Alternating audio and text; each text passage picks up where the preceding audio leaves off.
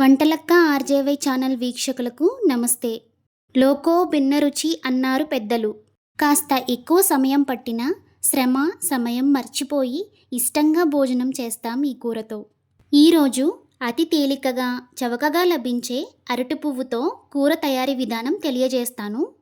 ముందుగా అరటి పొత్తు నుండి రేకులను ఒలుచుకోవాలి. ఒక్కొక్క అరటి డొప్పను తీస్తున్న కొలది ఇలాంటి పువ్వులు వస్తూ ఉంటాయి. ఈ పువ్వులని అరటి పొత్తు నుండి వేరు చేసుకోవాలి. ఈ విధంగా అరటి పొత్తును ఒలుచుకోవడానికి ఎంతవరకు సౌలభ్యం ఉంటుందో అంతవరకు ఈ రేకులను పువ్వులను వేరు చేసుకోవాలి. ఈ అరటి పొత్తును ఒలుచుకునే కొలది దీనిలో ఉన్న పువ్వులు చాలా లేతగా ఉంటాయి.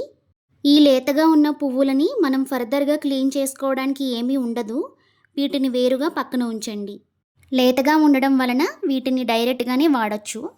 ఇప్పుడు మనం పొత్తుల నుండి వేరు చేసుకున్న పువ్వులన్నిటినీ శుభ్రం చేసుకోవాలి.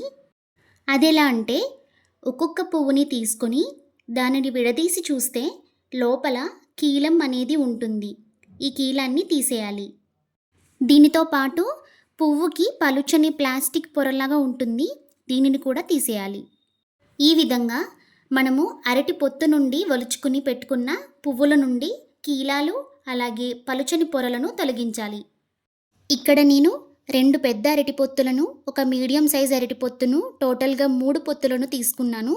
ఈ మూడిటి నుండి ఇప్పటి వరకు నేను చెప్పిన విధంగా పువ్వులను ఒలుచుకొని కీలాలు మరియు రేకులను సెపరేట్ చేసేసి శుభ్రం చేసుకోండి.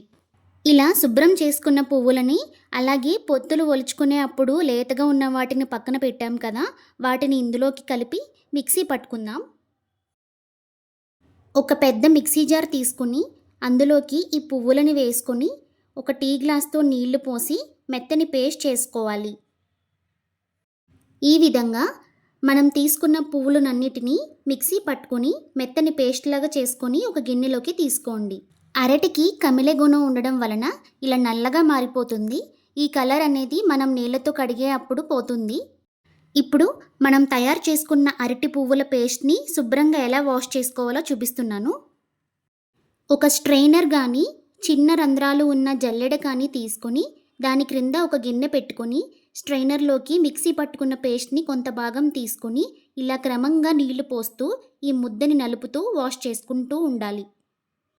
ఈ విధంగా కడగడం వలన అరటికి ఉన్న వగరుతనం పోతుంది. అలాగే నల్లటి రంగు కూడా పోతుంది.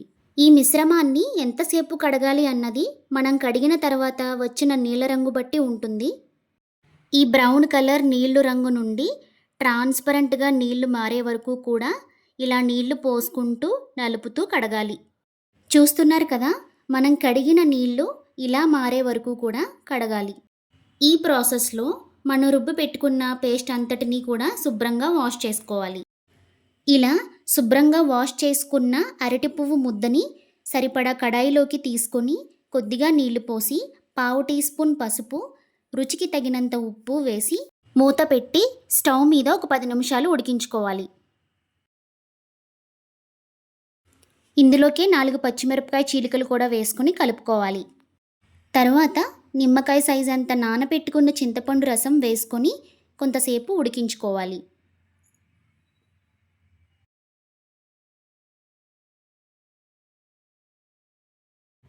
ఇందులోకి 1 టీ స్పూన్ బెల్లం తురుము కూడా వేసుకుని కూర దగ్గర పడే వరకు ఉడికించుకోవాలి.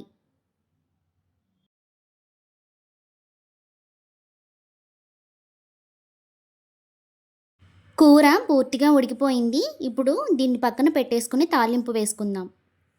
ఒక చిన్న కడాయి పెట్టుకొని అందులోకి 3 టేబుల్ స్పూన్ల నువ్వుల నూనె వేసుకొని నూనెను వేడి చేసుకోవాలి. ఈ కూరలోకి నువ్వుల నూనె అయితే చాలా బాగుంటుంది. నూనె వేడెక్కిన తర్వాత 2 స్పూన్ల పచ్చిశనగపప్పు, 1 స్పూన్ మినపప్పు వేసి పప్పులను ఎర్రగా వేయించుకోవాలి. తర్వాత 1 స్పూన్ ఆవాలు, 4 ఎండుమిర్చి కట్ చేసుకున్నవి వేసుకోవాలి. సన్నగా తరిగిన 2 ఇంచుల అల్లం తరుగు కూడా వేసుకుని 5-6 పచ్చిమిరపకాయ చీలికలు వేసి తాలింపుని బాగా వేయించుకోవాలి. అల్లం తరుగు, పచ్చిమిరపకాయలు వేగిన తర్వాత 1/2 స్పూన్ ఇంగువ, 2 రెమ్మల కరివేపాకు వేసి తాలింపును బాగా వేయించుకోవాలి. ఇప్పుడు ఈ తాలింపును ఉడికించి పక్కన పెట్టుకున్న కూరలోకి కలుపుకోవాలి. తాలింపు కలుపుకున్నాం కదండి, ఇప్పుడు ఈ కూరను పూర్తిగా చల్లారపెట్టుకోవాలి. ఇది చల్లారేలోపు ఆవ తయారు చేసుకుందాము. అందుకోసం 2 స్పూన్ల ఆవాలు, కొద్దిగా కల్లుప్పు, ఒక పచ్చిమిర్చి వేసి రోట్లో మెత్తగా నూరుకోవాలి. ఇలా నూరుకున్న ఆవ ముద్దని పూర్తిగా చల్లారిన కూరలోకి కలుపుకోవాలి.